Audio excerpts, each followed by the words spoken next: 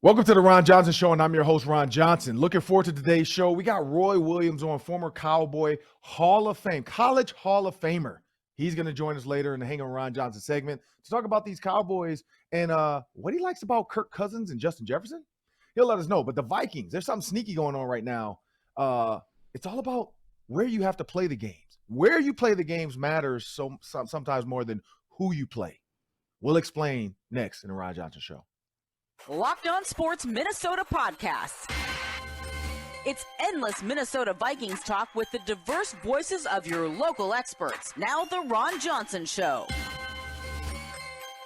On the field, in the broadcast booth, Ron Johnson is Minnesota sports. He's played with them, hung out with them, and grown up with all the big names in Minnesota sports. They're hanging out with Ron Johnson. It's the Ron Johnson Show on the Locked On Sports Minnesota podcast. And it starts now.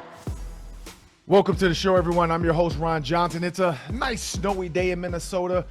I hope everyone is driving safe because I don't know why Minnesotans get so confused when it starts to snow. Like I did too. So I don't know what's our problem.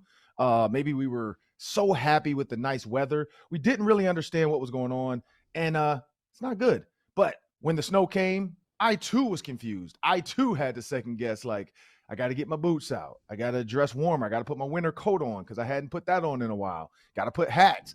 I didn't put my gloves on today, and I had to run back in the house and grab some gloves. So I don't know why Minnesotans weren't ready. But you know what you can get ready for? January football.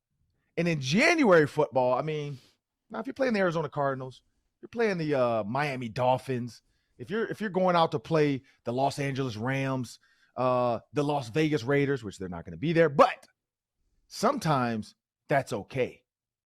But where you play sometimes matters more than who you play. And I talked about that earlier in the open.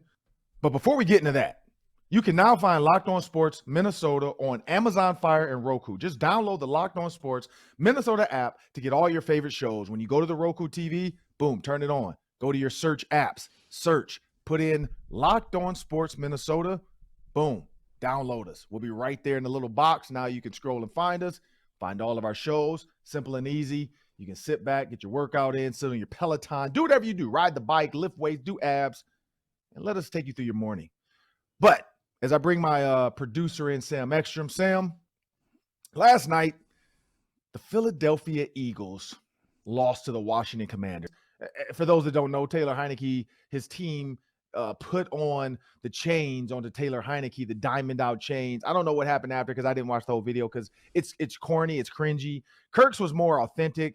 This now is just because and then I see the Commanders fans saying, "Oh, Kirk who? What do you mean Kirk who? He just beat you." Like, it's not a Kirk who. Like, that's the dumbest thing I've ever seen in my life. Kirk who? Kirk that just beat you. Yes, he was there. He did not want to be there. You guys didn't offer him a contract. So he didn't force his way out of Washington. He just went to Minnesota on a contract. Washington didn't offer him a contract. And then he puts on chains just trying to be himself in Minnesota after every game. Not just when he beat you guys. Every game he's done something. It wasn't Washington specifically, but he did get a little bit looser in Washington. Buffalo, he did nothing. He's like, yeah, all right, I've hit the mountaintop. There's nothing else for me to do. Chains go to Patrick Peterson. And now Taylor Heineke wants to have a Busch Light and wear the chains. Why? Like, what do they say, Sam? What's the saying? Like, mockery is the best, or whatever. The sincerest form of flattery, I think, is what you're looking for. Yeah. Like, whatever, when you copy somebody, it's the sincerest form of flattery. Yeah.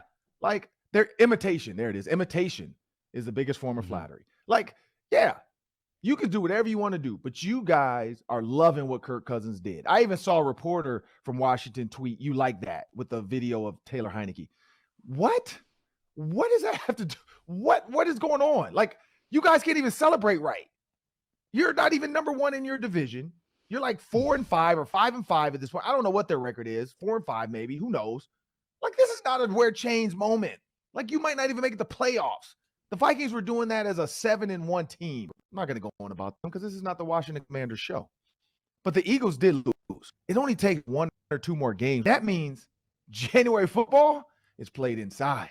And we can open the doors. We want to make it a little chilly, but it's inside. No weather. Nothing to affect Kirk's ball. Nothing to mess with the receivers freezing cold, having to go to maybe an outdoor Philadelphia for the NFC Championship game. It's all changed now. So I just think it goes the way of the Vikings down the stretch but maybe the Eagles, this is what they needed, because now they have a way to see, like, we're not invincible. They were reading their own headlines, doing their like pregame warm up stuff with the clothing in the locker room. They're going, Instagram stories in the locker room before the game. Like, it's just way too relaxed. Fat cats get slaughtered, and I think that's what happened. They came out flat. But I don't know, Sam, what do you think? Do you think the Vikings now have a chance to clinch home field throughout the playoffs? Oh, no doubt. No doubt. I still think the Eagles might be, at this point, slightly better football team. But you know what, Ron? Yeah. We haven't seen Jalen Hurts play a full season at a high level yet. Mm-hmm. It's never happened. Quarterbacks that young and that impressionable, they can have dips in their play. They'll have more inconsistencies. And while he does have all these weapons around him, what if his confidence gets shaken as the weather gets colder and the pressure mounts? How will they respond to this first loss? They do have the tiebreaker over Minnesota, Ron, so that's something that is going to linger over the rest of this season. But their schedule is not crazy easy. Like, the Vikings have some hard games coming up. Eagles have to go to Indianapolis. Okay, they're going to be favored in that game, but it is on the road. Then the Packers. The Vikings are going to have to be Packers fans, Ron. I mean, I know that there's a temptation to say, hey, we want to clinch the division before December, but you need to be cheering for Green Bay on November 27th at Philadelphia in primetime. And then they play the Titans, and then they play the Giants. Their next 4 games are hard. If the Vikings come out of the next 4-game stretch as the number 1 seed, then I feel pretty good about them finishing that off and clinching that number 1 seed, because, Ron, only one team gets the bye. And if you get the bye, it's like winning a playoff game for free, and you get to rest. Minnesota needs to go all in to try to get that now. Yeah, and there's the thing about the Eagles down the stretch. When you look at their schedule, it's not an easy one, and for this fact, they are in the bottom half of the league as far as rushing defense, where the Vikings are in the top half. The Eagles have given up almost 1,200 yards on the ground and almost 5 yards a carry. They're like 4.7, 4.8 yards a carry. When you look at the teams they're going to play that do run the ball and run the ball well, they got, Colts, we don't know what they're going to be. But you got the Packers. We know Aaron Jones can run the ball. We know that's what Aaron Rodgers and Matt LaFleur want to do best, and they're going to the Eagles on a night game, so it's probably going to be a little chilly in Philly, and you know the Packers are going to want to run the ball. You got the Titans. They're a run-the-ball team. You got the Giants, a run-the-ball team. You got the Bears now, a run-the-ball team with a quarterback who's figured it out. A quarterback in Justin Fields who's figured it out. Then you got the Cowboys, another team who probably will have Zeke back by December 24th, Christmas Eve. The Cowboys could ruin the Eagles' Christmas, and that rivalry, you know they want to do it. You know they want to do it because if they know if we beat the Eagles, we give the Vikings now the home field, they're going to want to do that. They want to knock them down a peg. And then you got the Saints. I don't know what the Saints are going to be because who knows what their injury situation is going to look like then. So you can't really go there. But then you got the Giants again with Saquon Barkley. Like, they're going to have to go through 1, 2, 3, 4, 5 teams out of the next 7 that are heavy run teams. Heavy run. Out of the next 8, sorry. Heavy run. 5 out of the next 8 are heavy run teams. The Saints, never know what you're going to get out of them. Colts, who knows what they are. But those others, like, and then the Colts, I don't know. I can't worry about the Colts. But when you look at those other Taylor. ones, I mean, yeah. So, but the Colts, this is why I say that about the Colts. I don't think they know what they are. Like, they don't know their identity. That game they won against the Raiders, the Vegas Raiders lost that game themselves. Like, it is just terrible play call and terrible clock execution. Derek Carr does not look good. It looks like he's overthinking trying to get the ball to Devontae Adams. The early project didn't work for either. Didn't work for the Packers to lose Devontae, and it didn't work for the Raiders to take Devontae. Like, he should have stayed with the Packers. Packers should have found a way to keep him because it did not work. It's not working right now, at least, for either. But when you look at this Bears, that's where this gets intriguing, where the Bears could actually have to help the Vikings. And if you watch, I mean, honestly, Jalen Hurts, Justin Fields, the way these two RPO offenses are run, it's going to be watching like mirror image offenses that game. Like, that's a December 18th game at noon that a lot of people are like, Eagles are going to run through the Bears. Bears suck. Bears have figured it out now. The Bears are like, wait a minute. I don't know what we've been doing, but we need to let this guy be himself, like be Jalen Hurts, be Josh Allen. Josh Allen runs the ball a ton. Be Josh Allen. Like, hey, go get it if you see it. Quarterback design draw. Like, be Lamar Jackson. Like, that's the problem with some teams is they overthink it. They don't do what they should do. And now they realize it, like, look, we have a good run game. Now we have a great run game with our quarterback because he's a guy that you have to account for. You don't account for him, he's out. You account for him, we're going to pass the ball over the top of your head once you try to sit and spy on him. So the Eagles could easily lose 2 to 3 of these games. And the Vikings, if they lose 2, that makes the Vikings a 1-game lead or half game. I don't know how they do it when you lose to the team, but you've won a game more than them. But they have the lead. That means the Vikings would have lost 3. The Eagles would have lost 4. Because I think the Giants, Cowboys, and between the Titans, Packers, and Bears, one of those teams I think are going to get them. Like, I feel like there's 3 losses coming down the pike for them. Whereas the Vikings, I really only see 2. Where you play sometimes matters more than who you play in the playoffs. That crowd, that noise, Jalen Hurts won't be able to hear. He can't make the checks. He can't do the things he likes to do. We saw him last night getting able to make the checks, getting up to the line of scrimmage, being able to change stuff, being able to have time. You're not going to have that time with the way the 3-4 defense is now playing. And Sam, I'll leave you this before we jump into the Roy Williams, hanging with Roy Williams, coming up next on the Ron Johnson Show. If the Vikings get home field advantage, and even if they lose, does Kevin O'Connell deserve Coach of the Year? Yes, I think so. I think people were giving it to Dable early on, but now that the Vikings are 8-1, they've beaten the Bills. How do you not? How do you not give it to Kevin O'Connell at this point? Mike McDaniel is also making a run at it, Ron, and that's going to be. There are some good teams that have kind of taken it to the next level in Miami and New York. So the Vikings are going to have to fend off those 2 teams, I think, for KOC to get it. But I think he's the front runner today. Ask me again in 2 months, but I think he's the front runner today. Yeah, Sam, you're right. And that's what I'm looking forward to down the stretch. Like, we know, unless all hell breaks loose, this is a playoff team. So I'm looking forward to seeing what they do with these. I mean, these coaches early on, they're making this thing exciting. But Kevin O'Connell, clearly the voice matters. Same team, I feel like. Pretty much the same team. But the voice matters. But remember, people, when you subscribe to Locked On Sports Minnesota, you're getting endless Vikings talk with local experts. Subscribe to the free Locked On Sports Minnesota podcast feed wherever you find your podcast, or you can find our videos on Locked On Sports Minnesota's YouTube channel. And we have a word from our sponsors. Before we get to Roy Williams, I'm going to tell you about betonline.net, your number one source for sports betting info, stats, news, and analysis. The Cowboys started as favorites in this game at Minnesota. That was kind of a head-scratcher. It's down from Cowboys -2 to Cowboys -1. Over-under 47.5. You can get that line and plenty more. Check out the Eagles' upcoming lines, the Packers' upcoming lines, and try to get a feel for how the Vikings are going to pass Philadelphia for that number 1 seed, how they're going to win the division. Packers favored at home against the Titans by 3 this weekend. It's not just NFL, but NCAA football, NCAA basketball, NBA, UFC, boxing, and golf as well at BetOnline. We're always the fastest and easiest way to get your betting fix. Head to the website today or use your mobile device to learn more.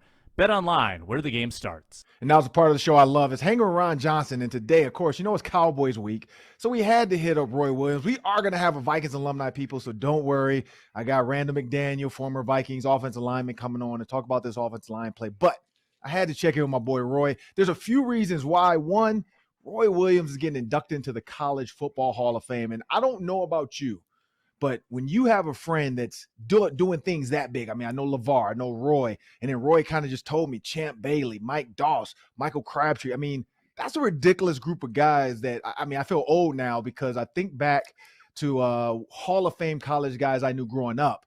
And now I'm like, damn, we're their age now. So, yep, we're in our 40s. We're getting old.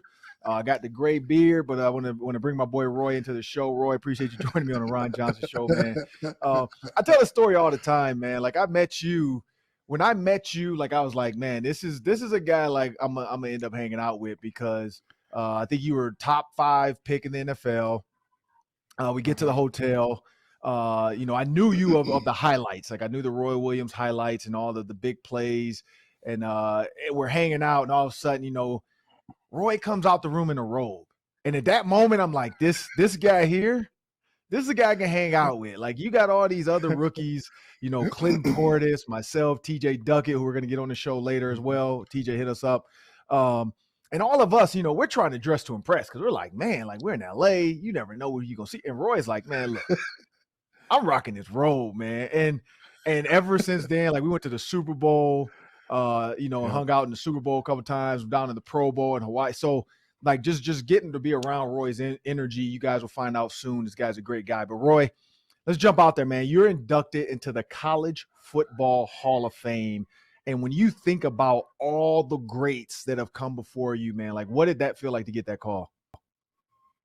I'm still numb to it because I've never been about me. So it's tough to, I mean, I'm accept the award, don't get that wrong, but it's tough to really be like, nah, I'm still in disbelief, honestly. And I mean, to think about it, it's been like what they say, it's like 5.6 million players that played in college football, and only like 1,058 have been inducted in the College Hall of Fame. So it's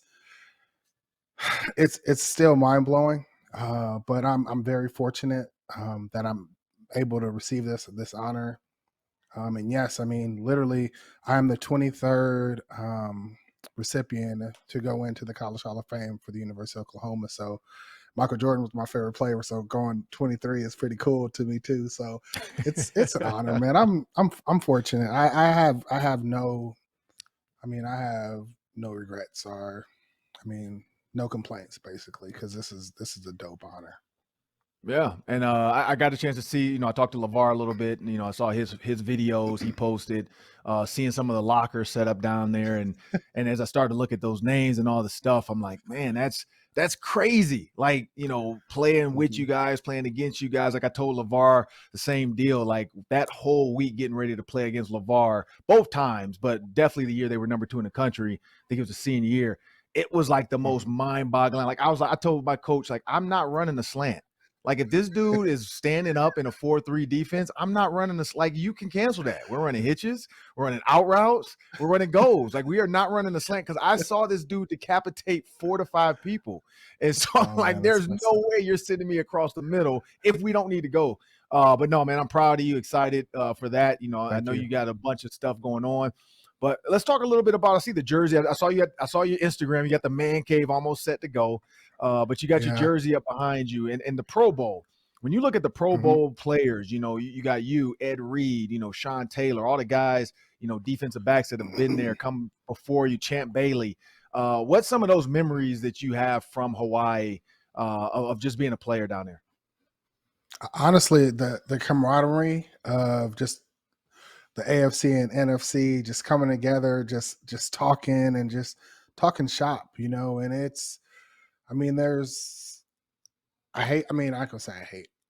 think it's a disappointment that the current guys are being robbed of that true experience of being it's a privilege and an honor to be able to know you get to fly over to Hawaii because you have been selected in the top class of, top athletes to go play in Hawaii. And now it's, they pick different destinations within the U.S., but I feel like that these guys are missing and they're getting robbed of being able to take that free, all expense paid trip to Hawaii. But my most memorable moments were just allowing friends and family to come down and meet all the other players that they get to watch on TV, as well as me. I'm a fan of a lot of those guys that I got to meet, and awesome. Dude, you're in Hawaii sipping pina coladas, everybody else drinking, I don't drink. But it's just those moments that you get to hold on to. I got a right over my shoulder, I have Michael Vick's Pro Bowl cleats. You know, and then I got my Pro Bowl jerseys behind me.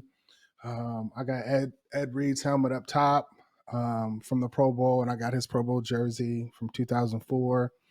But I mean, those are just the moment. I mean, and I got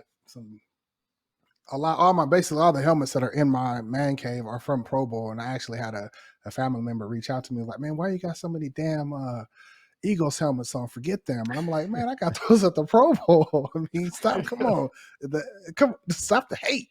But I mean, it's just I'm very fortunate, man. I know, like, Pro Bowl was awesome, and just to being able to just it's I can't even say this anymore because it's not in Hawaii, but I was going to say anybody that's listening, current guys that go to the Pro Bowl, don't give your hotel room number out because the veterans are going to bill your room for anything that they order. So, but you can't even do that now. So, Right. Yeah, I mean, there's so many great memories for sure. No, yeah, no, I definitely know that. I wasn't ever I got a chance to go because Ed Reed took a bunch of us down. And I think we had like 8 Pro Bowlers that one year, I think 2003 or 4. This was my second or my third year. We had like a lot. And Ray Lewis, Ed Hartwell, Ed Reed, Jonathan Ogden, Jamal Lewis. So they had so many, they were all like reaching out to everybody on the team, like, "Hey man, whoever wants to go, I got the ticket for you. Just show up to the airport." And this was before,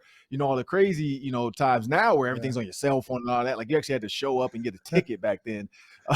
Yeah. And you can just get, just, "Hey, your name's at the deal. Go to the counter. My name's up. So-and-so put me up.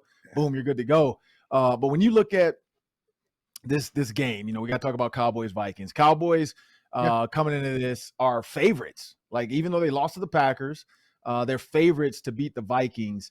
And partially due to maybe people still don't completely trust this 8-1 Vikings team. But when you think about Trayvon Diggs, you think about, CeeDee Lamb, all the things that this Dallas Cowboy teams bring. Is there a part of you, because I saw Skip Bayless, I know what he thinks. Is there a part of you that wonders if the Cooper Rush train had kept going, would they have gone unscathed? Or is this Dak's team and, hey, Cooper, thanks for your help? I mean, it is Dak's team, and as a backup or the next man up mentality, Cooper Rush did his job. His job security is set. Yeah. So true. he did his job. He led the team when the starting QB1 went down. He came in and had a great run. Dak's back in. Yesterday they were moving the ball well, and then they kind of halted in the fourth quarter. Hell, just 3 more points, they win the game. So I mean, it's like, god dang. But I mean, I'm shocked that the Cowboys are favorite, honestly, because I mean, the Vikings, I'm giggling because I'm thinking about Kirk Cousins' video on the plane. I'm like, I just can't get that vision out of my head. I just can't. I cannot. It's classic. I love that QB, man. He is awesome. But I don't understand how the Cowboys are our favorite, because I mean, the Vikings, man, they are literally, like, they're balling all aspects of the game, creating turnovers. Peterson had a phenomenal game yesterday. Offense is moving the ball. I mean, Jefferson with that one-handed catch. That was awesome. I have a strong feeling that it's going to be a tough game for the Cowboys. Let's just say that. And when you look at this defense, from a Vikings fan's perspective, like Micah Parsons, Trayvon Diggs, when you look at that defense though as a whole, and they create havoc. I mean, let's be real. They are one of the best defenses in the NFL right now. What makes them so good? Like, what makes them tick? I would say Micah Parsons is the heartbeat. He gets, you just need that one guy to either make that big hit or make that big sack to energize everybody. And Micah Parsons is that guy for the Cowboys, as well as Diggs too. Diggs is a phenomenal corner, man. He puts up stats. But I would say it gets going with Micah Parsons. And I'm still I keep reverting back to this Packer game because I don't understand the thought process of why they were playing Micah Parsons like a backer, which he can play it by all means. But I mean, when it comes to,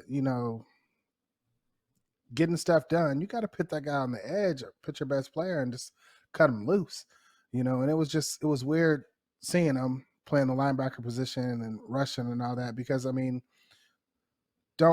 felt they were handcuffing him and not letting him just roam free. And so, I don't know. That's just my 2 cents on that, even though you didn't ask for it. And looking at this team, we were hoping, and we'll see, Anthony Barr might play, but it looks like he's out. You do have J-Ron Kearse, who's a former Vikings player as well. But with, like you said, putting, he's a sound backer in Micah Parsons, but he does get after the quarterback better than anybody, that's been around in a while. But when you look at DeMarcus Lawrence, and Vander Esch, feel like he's been in the league forever. How can they, get to Kirk Cousins? Because I think that's been the key with most teams. Only one, which was the Eagles. But getting to Kirk Cousins is the key to slowing this Vikings team down, because he's not a guy that's going to run. How can the Cowboys get after Kirk?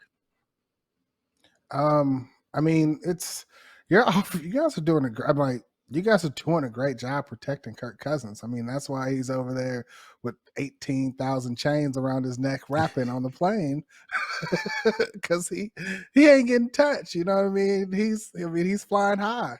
He's doing that Mike Jones, but or Jim Jones. But I would say they're going to have to mix some stuff up, be creative in their blitzes, their blitz packages. They're going to have to, the back end, the defensive guys are going to have some coverage sacks as far as locking them up. But it's going to be tough, man.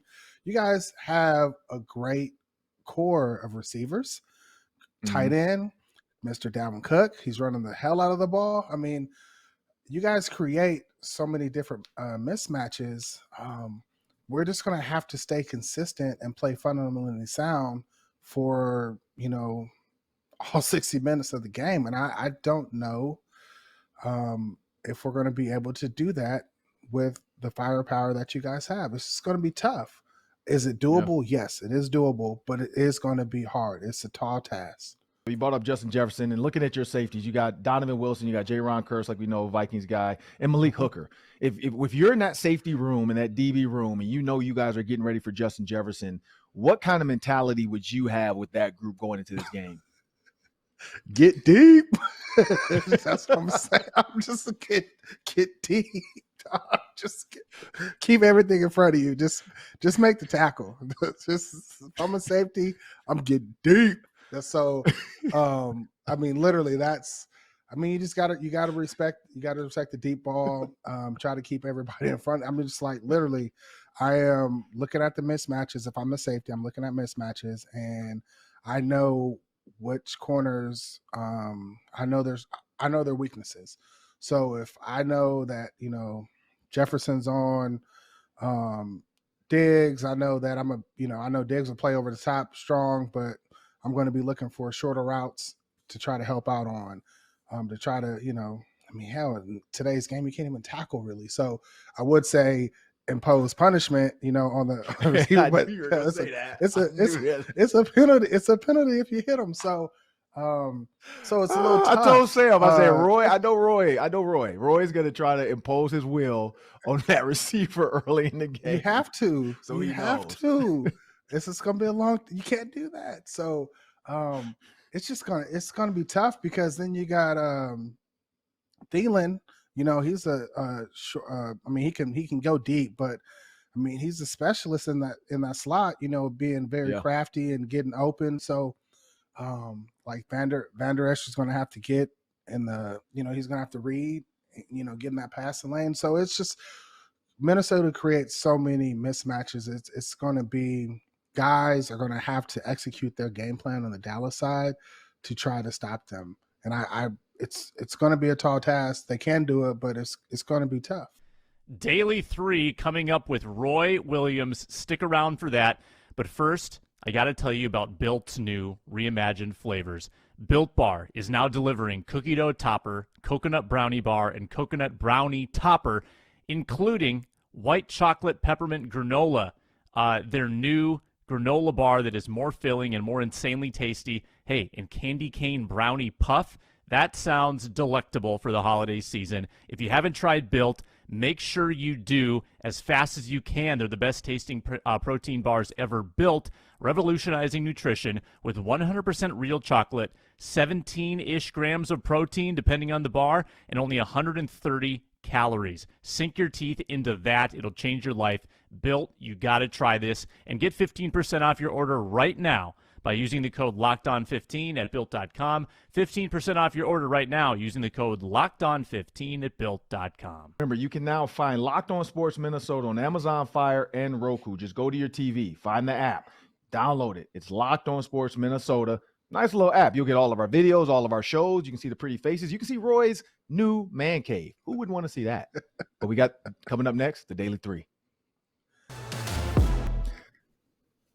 Well, Roy, you talked about it earlier. Stephon Diggs, Justin Jefferson. The game was one of the best games in NFL history. Everybody's already talking about it. Pat McAfee, you got ESPN, you got Shannon Sharp. Everybody's talking about it all day. Like every station I turn to, it's the Buffalo Bills Vikings game. And people are saying, between the Eagles, Cowboys, Vikings, and then you got the Bills and Chiefs really in the AFC. Those are the kind of the early NFL Super Bowl favorites as far as getting to the NFC and AFC championships. But when you think about that, those two receivers specifically, because we know Pat Mahomes is receivers, we know CeeDee Lamb, and we'll talk about him. But can you remember a game that you went into or that you were just a part of where you're like, these two receivers on both sides, this is about to be crazy?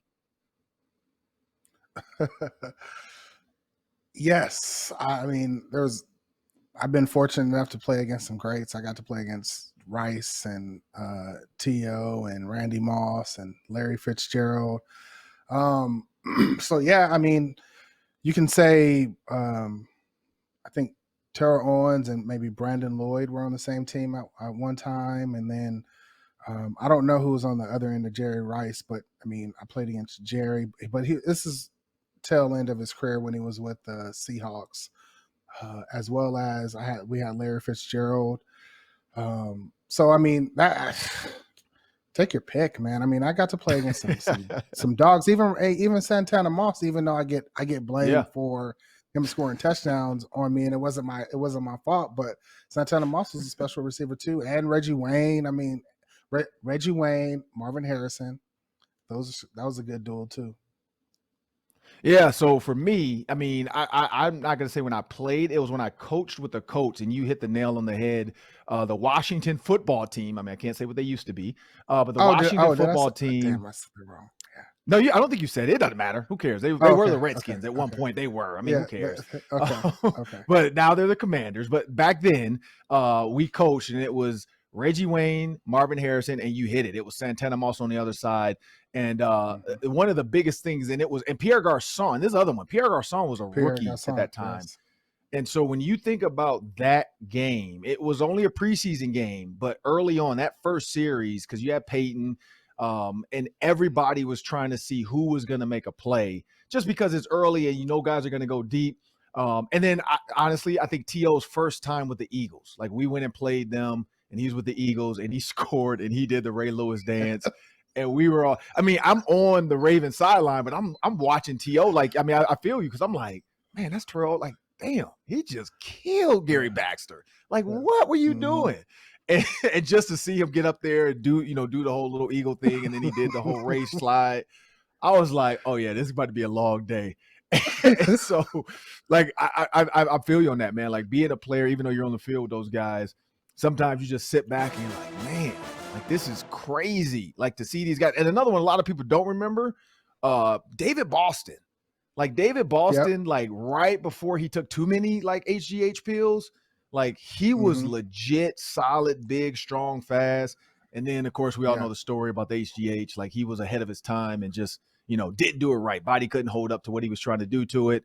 But yeah, he was another one that I loved. It was going to be a show. It was going to be a show because he was big, strong, and he was going to do something. Next one, Kirk Cousins gets a lot of national attention now, and we know that. But when you look at like the national spotlight, you talked about Kirk on the plane with his chain, shirt off. Is there a quarterback that you play with or you remember that you're like, man, I could see, that like Kirk, that player in Kirk now, like, because not Kirk before, because we know Kirk was kind of like in his shell and a little bit scared of Mike Zimmer every once in a while, but now he's kind of come out of his shell and he's just being a goofball, having fun. Like, can you think of a quarterback that reminds you of Kirk? There was I mean, being able to go to the Pro Bowl, I mean, you get to meet guys and understand, the personalities. Yeah. Mike Vick was a phenomenal dude. Dante Culpepper was a hilarious dude. As well as Donovan McNabb. I didn't know it, but now I do because him and his brother have shows and stuff. But Peyton Manning, he was always kind of serious, Yeah. But Peyton Manning's dude, he's a cool ass dude. And actually Drew Bledsoe, I actually got a ball up here. I intercepted a ball from him in practice. And I was like, hey man, I need you to autograph this. And he literally said to Roy, he says, to Roy, go to hell. That's what that ball says. So Drew Bledsoe's a good dude too. So yeah, those are my QBs. So, and I don't want people to go crazy on this because I was going where you're going with this. Like Kirk Cousins to me, not on the field because he's not Peyton Manning on the field. It's a totally different cerebral type of quarterback Peyton was. Mm-hmm. But being a coach and able, and that's where I was going to go. I like being a coach with the coach, able to watch Peyton's off the field, like super funny, like started to really relax. I think, as he really got a hold of the offense and he was in control. I mean, honestly, he was in control of it. But like watching him in practice, like during like conditioning in the summer, and the coaches, we just stand out there. We ain't doing nothing. We just stand there and make sure our players are doing what they're supposed to do at the end of practice. But watching Peyton run, like, quarterbacks, running backs, and tight ends are normally together. But Peyton would always go with the offensive lineman because he's like, I can't even keep up with the running backs and tight ends. And him and Jeff Saturday would always get into it over that because they would be like, how in the hell does he get to run with the lineman? And the dude is like a quarterback. Like, what are you doing? And Peyton would always just like try to like argue with Jeff Saturday while he's running though. Like, just beat me, and I'll leave. If you can beat me, I'll leave. And like, it just reminds me of like that, like Kirk just finally like loosening up, having fun. Who cares what they think? And that's where Peyton got to when I was there. At least maybe he was always like that, but he was secretly funny with like little weird stuff like that. Like I remember a guy missed the ball, Ben Utek, by the way, and he ran the wrong route. Peyton threw it to him anyway because he was like, I just want him to know he ran the wrong route. So he threw it to him in practice, hit him in the back. And then later, like as they were doing the breakdown, he was like, yeah, I hope everybody's in their playbook, especially the tight end who doesn't know the plays during the week. I mean, like just little stuff like that where it's like, and everybody's laughing because they know, but it's like dry humor. And I feel like that's what Kirk's getting now, where players are respecting them, they're trusting them, they're giving them the gold chains. So it's just fun to see Kirk come out of his shell. Looking at this Vikings Cowboys star-studded lineup, we already went over the names. What's a one-on-one matchup you're looking forward to this Sunday? I'm actually looking forward to Diggs and Jefferson. Yeah, because I feel their skill sets.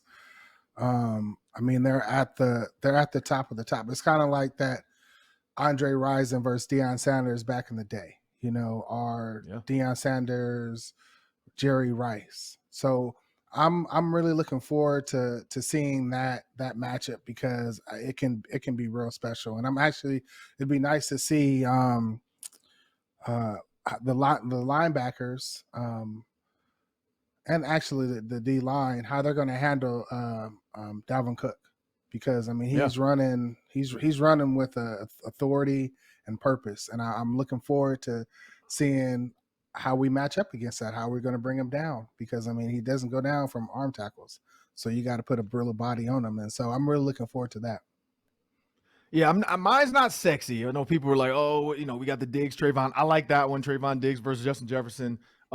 Here's a sneaky one, and I don't know why, but I really want to see this. First round pick, Tyler Smith. You got him at tackle. And then you have Zach Martin at guard. So these are two of the best offensive linemen of their time right now, at least, when people think about a first round pick, and then also Zach Martin, who got the money.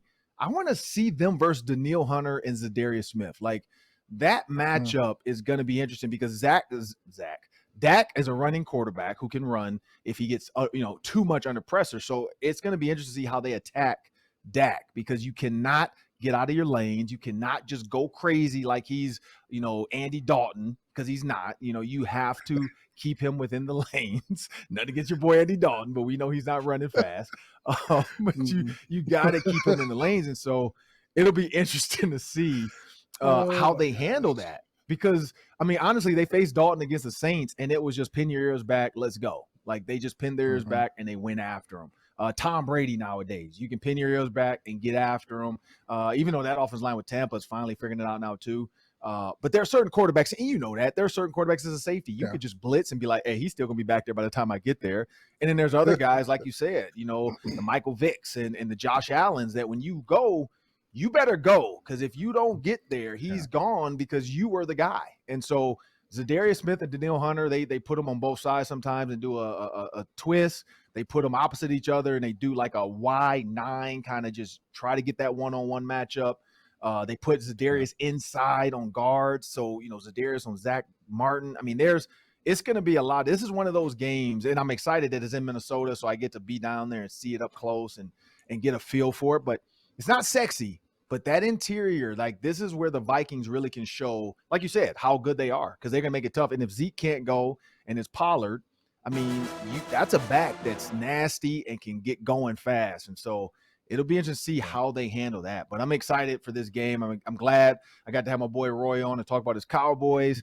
Love the man cave, by the way, man. I saw the pics. Like, that's dope. You. Like, you gave me a lot of inspiration, because our basement, we're about to move. Our basement's unfinished. So I'm like, okay, let me see what I'm gonna do in my little area. Because my wife already told me, she's like, no, just put all your stuff in your office. Like, that's where all your stuff's going. I'm like, no, I gotta have one little area in the basement where I can put some of my other stuff up. But definitely looking forward. I still have a Roy Williams rookie plaque. So our metal nameplates that we got our rookie year, we went to the symposium. I got yours. I got Julius Peppers. I forgot who else got. I think TJ Duckett. I got to look at that. But I got them in a box. I've never bought them out, but I'm about to go get those framed for my office. So I'm at the senior jersey though, man. I got to get a jersey signed by you, because you know you're big time now. So I gotta do that. I'm far from big time, but I'll get you taken care of for sure. I only deal with people I know. I got Braylon Edwards, I got Spice Adams, I got Adam Thielen. So I'm only sticking with the guys I know. So I gotta get you to get me a jersey for the office for the Ron Johnson show. But I want to thank Roy Williams for joining me on the Ron Johnson show. Remember, you guys can check out the Minnesota football parties on Mondays and Thursdays. Get your Vikings fix with Arif Hassan, Luke Inman, Luke Braun, Sam Ekstrom on the Locked On Sports Minnesota app. And make sure you comment, like, share, let us know what you think. Is Roy Williams right? Is this going to be one of the best Trayvon Diggs versus Justin Jefferson nights we've seen, back to like the Deion Sanders versus Jerry Rice days? And we remember what those used to be like for all the old time fans. And you got Revis versus Randy Moss. I mean, it has that feel where it can go down. It's going to be some back and forth plays. Let us know what you think about this game, though. Thank you. Have a great day.